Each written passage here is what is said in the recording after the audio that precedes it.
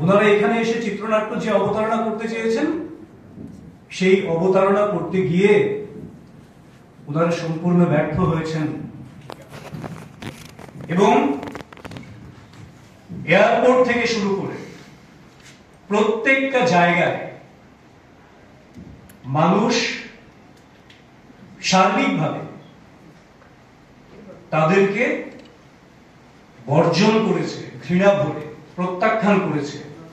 বিন্দুমাত্র উৎসাহ ছিল না যে তৃণমূলের এই ধরনের নেতৃত্ব এখানে এসছেন, কারণ তাদের অপকর্ম এবং ত্রিপুরার রাজনৈতিক সচেতন জনগণ পশ্চিমবঙ্গ সম্পর্কে খবর রাখেন, কারণ পশ্চিমবঙ্গের সঙ্গে আমাদের সম্পর্ক রয়েছে। ত্রিপুরার প্রত্যেকেরই অনেকের আত্মীয় স্বজন সেখানে রয়েছে। প্রতি মুহূর্তে পশ্চিমবঙ্গে যে বর্বরচিত জঙ্গলরাজ কায়েম হয়েছে, যার সর্বশেষ নিদর্শন আমাদের মাননীয় এমপির উপর যে নৃশংস আক্রমণ, বর্বরচিত আক্রমণ, সমস্ত খবর পশ্চিমবঙ্গ যারা রয়েছেন তাদের সঙ্গে ত্রিপুরাবাসী সেই খবর রাখেন এবং তার জন্য তৃণমূলকে এ রাজ্যে বহুকাল ধরে ধিক্কারের সঙ্গে, ঘৃণার সঙ্গে মানুষ প্রত্যাখ্যান করে। কিন্তু তারপরও ভোটের পরিযায়ীর মতন ভোটের আগে রাজনৈতিক ইস্যু তৈরি করার জন্য, নিজেদের লাভালাভের জন্য কখনো কখনো এরা ত্রিপুরায় আসছেন। রাজনৈতিক টুরিস্ট হিসেবে যদি আসেন তাহলে ভালো, টুরিজম বাড়বে, আপত্তির কিছু নেই।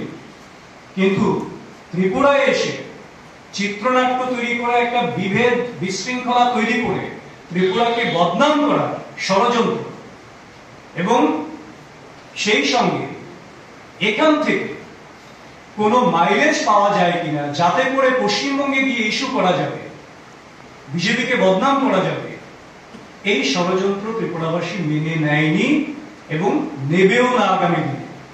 তার জন্য ভারতীয় জনতা পার্টির কার্যকর্তা যারা রয়েছেন অত্যন্ত ধৈর্যের পরিচয় দিয়েছেন। তারা মানুষ সামগ্রিকভাবে তাদেরকে প্রত্যাখ্যান করেছে এবং আপনারা যারা সংবাদ মাধ্যম রয়েছেন আপনারাও দেখিয়েছেন যে সত্যিকার অর্থে ত্রিপুরায় তাদের কোনো ভিত্তি নেই।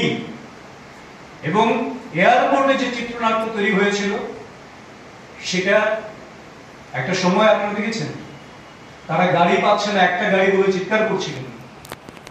কারণ তৃণমূলকে গাড়ি দেয়া যারা গাড়ি চালান তাদের কাছে মনে হয়েছে যে এই তৃণমূল পার্টিকে ত্রিপুরাকে প্রশ্রয় দেওয়ার কোনো জায়গা নেই।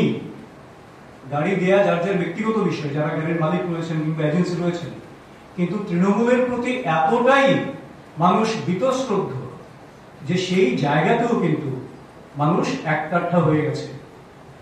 আবার প্রশাসনের ভূমিকা পালন করেছেন, যেহেতু সেখানে একজন রাজ্যের মন্ত্রী রয়েছেন এবং এমপি রয়েছেন, তার জন্য প্রশাসনিকভাবে তাদেরকে যতটা যেখানে যেখানে পৌঁছে দেওয়া সেটা পৌঁছে দিয়েছেন। কিন্তু এই যে মিথ্যাচার, মিথ্যার বেশাতি করা, এবং তারপর কি বলছেন কেক কাটা ইস্যুতে উনি বিবৃতি দিয়েছেন গিয়ে, যদিও সবাই তো দলদাস হয়ে গেছে তৃণমূল, তার জন্য তাকে মেরে তার গালে কালি মাখিয়ে দেওয়া হয়েছে।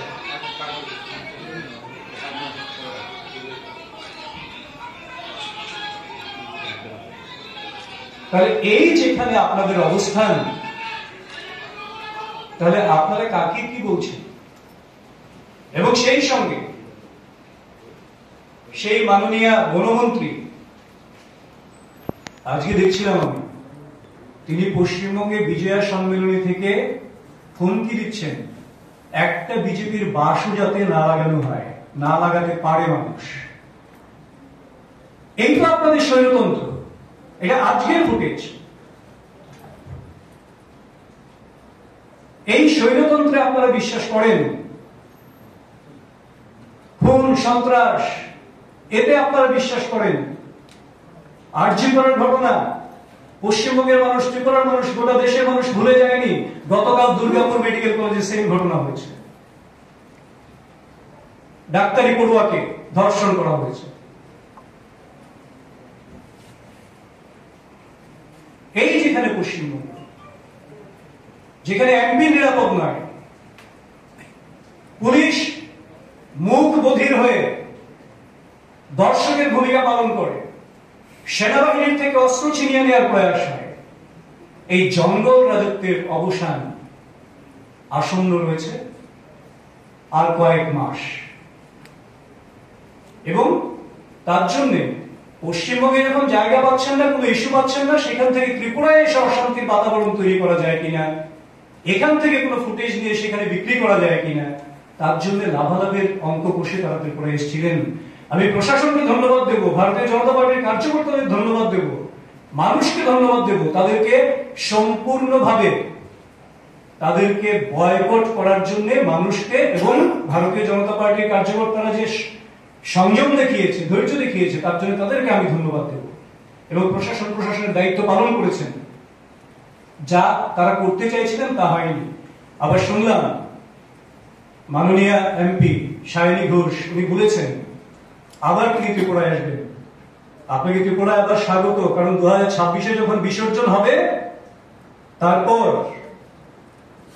মেন্টাল স্ট্রেস অনেক থাকবে, তার থেকে উত্তরণের জন্য, একটু নিস্তার পাওয়ার জন্য ত্রিপুরার মতন শান্তিপূর্ণ এবং এত সুন্দর মা ত্রিপুরা সুন্দরীর পুণ্যভূমিতে এখানে শান্তি বিরাজ করে, এখানে উন্নয়ন রয়েছে, এখানে ট্যুরিজম রয়েছে, আপনি আসবেন, টুরিস্ট হয়ে আসবেন এবং এখানে এসে আপনি মানসিক শান্তিটা নিয়ে যাবেন।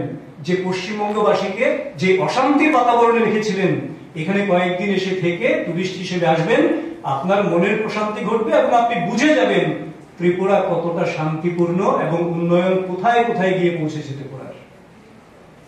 কাজেই আমি আপনাদের মাধ্যমে রাজ্যের প্রত্যেকটি মানুষকে একটি অনুরোধ করব, যাওয়ার সময় আমি দেখছিলাম মাননীয় কুণাল ঘোষ সিপিআইএমকে কিছু টিপস দিয়ে যাচ্ছিলেন, এবং যে পার্টি অফিসে, যে তৃণমূলের পার্টি অফিসে একটা চেয়ার ভাঙেনি, কোনো লোক ছিল না, মারার তো প্রশ্নই নেই, সেই জায়গায় তৃণমূলের প্রতি গদগদ হয়ে সিপিএম তার বিরুদ্ধে নিন্দা করছেন। কারণ একটা প্রবাদ আছে, যে যেমন সেই ধরনের লোককেই চেনে এবং তার আচরণ তেমনি থাকবে। কারণ এই যে তৃণমূল পশ্চিমবঙ্গে যেটা করছে, সেটা তো বামফ্রন্ট যে জায়গায় ছেড়ে গেছিল, সিপিএম যে জায়গায় পশ্চিমবঙ্গকে ছেড়ে গেছিল, তার থেকে শিক্ষা নিয়ে তৃণমূল সেটাকেই আরো বাড়িয়ে দিয়েছে এবং সেখান থেকেই শিক্ষা নিয়েছে। কাজেই বামফ্রন্ট জানে যে তৃণমূল যেটা করছে এটা বামফ্রন্টই ঘরানার কাজ, তার জন্য তাদের প্রতি গদগদ হবে সিপিএম বামফ্রন্ট, সেটা অস্বাভাবিক মোটেও না।